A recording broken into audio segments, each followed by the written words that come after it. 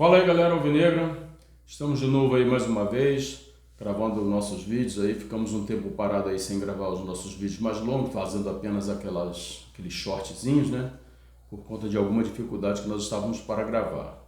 Hoje nós vamos falar aí acerca desse jogo aí do Botafogo diante do Carabobo, do que foi essa rodada para o Botafogo na Libertadores.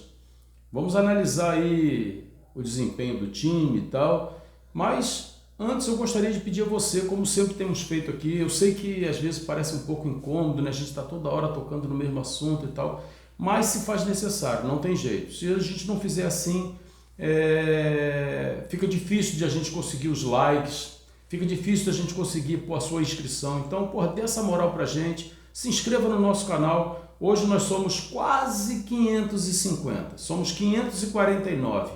Pô, eu tenho um sonho de chegar a 1000 até o mês de maio. Pô, e é possível, depende de você deixar o seu like, depende de você se inscrever no canal, de divulgar, compartilhar nos seus grupos de WhatsApp. Dê essa moral pra gente aí, vamos fazer com que esse canal cresça, valeu? Brigadão aí, tamo junto.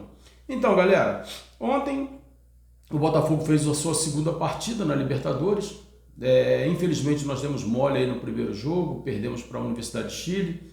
Um jogo que no primeiro tempo foi muito fácil, o Botafogo poderia ter certamente saído com a vitória, mas o Botafogo está com um problema sério de finalização, né? Nós vimos isso diante da Universidade de Chile, vimos isso diante do Palmeiras pelo Brasileiro e vimos isso ontem também. Então assim, o Botafogo precisa dar uma aprimorada na questão da finalização. E tem alguns outros aspectos também que eu percebi no jogo de ontem e que precisam ser muito bem observados pela comissão técnica. Vamos lá. Vamos falar do sistema defensivo. No jogo do Palmeiras, eu gostei muito do sistema defensivo do Botafogo. Eu comentei isso num vídeo que eu fiz. Eu achei que o sistema defensivo estava muito bom, o Botafogo não foi ameaçado, talvez nos últimos minutos ali, porque o Palmeiras tentou ir para o abafa e tal, mas no cômputo geral, o Botafogo foi muito melhor do que o Palmeiras, tanto na questão de ataque quanto na questão defensiva. Ontem eu observei algumas coisas que me deixou um pouco preocupado, porque o sistema de jogo do Renato Paiva é bem diferente daquilo que Arthur Jorge fazia, né? O Botafogo hoje, quando ele perde a bola no ataque, está ficando uma lacuna muito grande no meio-campo e o adversário está chegando muito rápido na nossa defesa. Ontem isso aconteceu pelo menos umas 3 vezes. O chute mais perigoso certamente foi aquele que bateu no travessão, mas eles conseguiram chegar. E isso é preocupante, porque a hora que o Botafogo se deparar com um elenco mais forte, uma equipe mais qualificada, isso pode ser fatal. Então o Botafogo precisa melhorar essa questão de quando perde a bola no ataque. Ontem Alex Telles perdeu a bola no ataque e gerou um contra-ataque, e teve outras situações de jogo também, porque o Marlon Freitas não está conseguindo acompanhar para a marcação. O Gregório fica ali se desprendendo de um lado para o outro, se matando, mas Marlon Freitas está com dificuldade de chegar junto. Nós vimos isso no jogo da Universidade de Chile. O gol dele saiu muito disso. Eles chegaram tocando a bola e o Marlon Freitas ainda estava lá atrás, demorando muito para poder chegar. Eu fiz uma observação em vídeos anteriores que eu falei que provavelmente Alex Telles e Marlon Freitas devem perder a posição no time do Botafogo.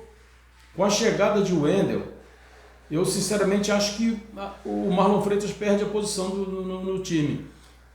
O Marlon Freitas é um jogador ruim? Longe disso. Mas esse ano de 2025 ele não está acompanhando, não está conseguindo acompanhar o sistema defensivo. E o que ele tem de melhor, que é o passe, que é aquela fatiada, que joga a bola lá na frente, e arma o jogador que vai fazer a assistência, isso não tem acontecido, o passe dele não tem saído bom. Ele, na minha concepção, Marlon Freitas caiu de produção em relação a 2024. E com a chegada do Wendel, se o Wendel for jogar naquela posição dele, porque eu acho até que o Wendel jogaria de 10, mas com a contratação do Santos, né, do Santiago Rodrigues, talvez o Wendel fique mais ali naquele setor de contenção mesmo, e chegando, porque tem muita qualidade para isso. Então eu creio que... Desculpa. Eu creio que Marlon Freitas vai acabar perdendo a posição, porque Gregory é aquele jogador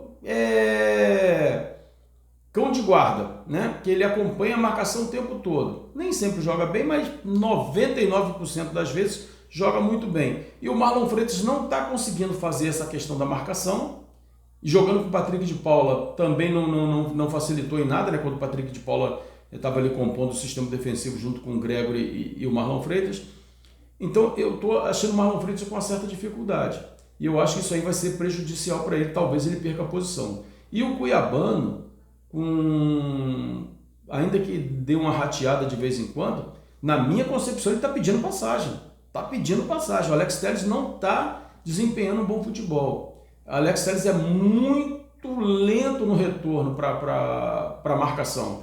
Ele apoia bem, mas na hora que tem que voltar para recompor a defesa, ele não está conseguindo. Então eu acho que ele vai perder essa posição também. Eu acho que futuramente a gente vai ter aí o Wendel e Cuiabano ocupando essas duas posições, valeu? Em relação ao jogo de ontem, o time do Carabobo é um time limitado. O Botafogo estava muito afoito, eu falei isso no vídeo que eu fiz no intervalo do jogo, né? E depois o que eu falei no intervalo do jogo acabou sendo confirmado aí pelos grandes canais. O nosso canal é pequenininho, mas a gente não está aqui de bobeira, a gente entende um pouquinho de futebol. E eu falei que o Botafogo estava muito afoito, estava indo com muita sede ao pote e não estava raciocinando. E aí o canal do TF falou isso, acho que o GG também falou, né? O Gigante Glorioso. Então assim, teve uma bola do Santos Rodrigues, num belo chute do Savarino, que era uma bola para ele tentar dominar e finalizar. Ele entrou pegando a bola meio por cima, não fez uma boa jogada. O Mastriani teve uma outra bola também, que era para ele dominar e finalizar, ele tentou bater de primeira. Então assim, o Botafogo precisa de calma na hora nesse terço final do jogo, nessa hora da conclusão, precisa de calma. Então, houve essa falha ontem, certamente Renato Paiva viu isso, vai tentar corrigir. O Santos Rodrigues não fez uma boa partida, assim como o Mastriani também não, mas o Mastriani está naquela posição ali de centroavante, aguardando uma jogada, a gente dá um desconto. Mas o Santiago Rodrigues, que é aquele cara de criação, ele não desempenhou um bom papel. Ele precisa, a gente vê que o cara tem qualidade, vê que o cara tem potencial, mas ele precisa ainda talvez entrar no ritmo dos outros jogadores. Às vezes eu sinto ele muito lento. Então é um cara que tem potencial, mas precisa botar isso aí para fora para que a galera possa entender o futebol dele, porque por enquanto não tem jogado bem, tá ok? Do time titular que entrou jogando, eu achei que estava legal e tudo. A gente às vezes critica o treinador por conta de uma substituição ou outra, né? Mas eu sempre digo aqui também que a gente não acompanha o dia a dia do clube. Hoje os clubes são muito fechados no que diz respeito a você acompanhar os treinamentos. Então a gente não sabe o que acontece. E aí o cara vai e me tira o Marlon Freitas, e coloca o Patrick de Paula, e a gente fala, por que colocou o Patrick de Paula? Vai acrescentar o quê? Mas a gente não acompanha o dia a dia. Se mostrou correta a substituição do treinador, tanto que o Patrick de Paula fez um bom jogo, né? Um belo jogo, fez um gol e participou diretamente do segundo gol. Então assim, parabéns para o treinador que fez essa substituição. Eu gostei também da substituição do Cuiabano em relação ao Alex Telles. O Cuiabano deu muito mais volume de jogo, o jogo foi muito mais pegado com a entrada do Cuiabano. Achei também que foi muito boa essa substituição dele. Eu só não entendi a substituição do Matheus Ponte pelo Vitinho. Porque eu sempre digo aqui, são dois laterais que particularmente eu não gosto, não vejo potencial. Porém, eles são muito parecidos. Eles erram as mesmas coisas, eles às vezes acertam as mesmas coisas. Então, assim, se estiver jogando Vitinho, não tem por que tirar Vitinho para botar Matheus Ponte, na minha concepção. E se estiver jogando Matheus Ponte, não tem necessidade de tirar, para botar o Vitinho. Porque eles não fazem muita diferença daquilo. Eu acho até que o Matheus Ponte é mais eficiente no ataque do que o Vitinho. O Vitinho, que quando jogava na Inglaterra, foi reconhecido por chegar bem na frente, por fazer bons lançamentos, por fazer gols, parece que ele não sabe chutar, ele não consegue dar um cruzamento legal, é muito difícil. Ontem bateu o Ponte, levou uma bola na linha de fundo, e cruzou para trás de uma maneira muito consciente, ele levanta a cabeça, olha e faz o lançamento. Então assim, eu acho que nesse momento Matheus Ponte seria titular e Vitinho reserva. E não tem por que ficar fazendo essa troca, a menos que seja questão de cansaço, de lesão. E aí a gente não sabe se o jogador foi lá e falou com o treinador, pô, me tira que eu tô cansado, tô sentindo. A gente não sabe. Mas se foi simplesmente a troca pela troca, desnecessária. Desnecessária. Eu não achei que tenha sido importante essa troca, certo? Ontem o Botafogo venceu o seu jogo, né? Foi a 3 pontos.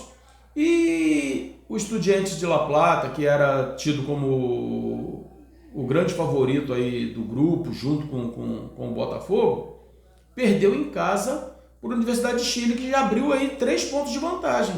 Hoje o líder é a Universidade de Chile, que ninguém acreditava, e o Estudiantes está em segundo por uma questão de gols, né? E o Botafogo está em terceiro. Isso mostra o quê? Mostra que a Libertadores é uma competição difícil, que você não pode dar bobeira, que você não pode dar brecha para que o adversário encoste, para que o adversário faça um resultado em cima de você, como que quase aconteceu ontem no jogo do Botafogo contra o Carabobo. O Botafogo foi conseguir fazer seu gol aos 88 minutos, parece, alguma coisa assim, numa falta cobrada que eu até estranhei um pouco, né, porque o chute não saiu forte. O chute não saiu forte, eu não sei, assim, ele tirou muito do goleiro, é verdade, mas o chute não saiu forte, talvez o goleiro, se fosse um pouquinho melhor, tivesse chegado na bola, enfim, mas ainda bem que não chegou, gol do Botafogo, beleza. Mas o jogo do Carabobo ontem mostrou pra gente que a gente não pode dar bobeira. Eu vi alguns lances do jogo do Flamengo contra o Deportivo Táchira, se eu não me engano, e o Flamengo, passou um sufoco do caramba, foi 1-0 morto ali e tal. Então não tem facilidade. Claro que tem times de menores expressões, de menor expressão, que não tem qualidade técnica, mas na hora da competição, a hora que a bola rola, tem que ter seriedade, tem que ter dedicação, porque senão o bicho pega. E ontem nós percebemos que não dá para afrouxar em nenhum momento. Cara, é bobo? Bobo nada. De bobo só tem um nome. Porque apesar das suas limitações, conseguiu fazer uma linha de marcação muito forte e o Botafogo teve alguma dificuldade. Só abrindo um parênteses aqui em relação a essa questão da marcação, uma coisa tem me agradado, a questão da maneira de jogar de Renato Paiva. O Botafogo de Arthur Jorge, que foi muito eficiente, campeão brasileiro, campeão de Libertadores, tinha muita dificuldade de furar retranca. Muita dificuldade de furar retranca. O time de Arthur Paiva já tem mostrado algo diferente, que consegue furar retranca. Contra o Palmeiras, chegou algumas vezes, poderia ter feito, não que o Palmeiras tenha jogado retrancado, mas o seu sistema defensivo estava funcionando bem.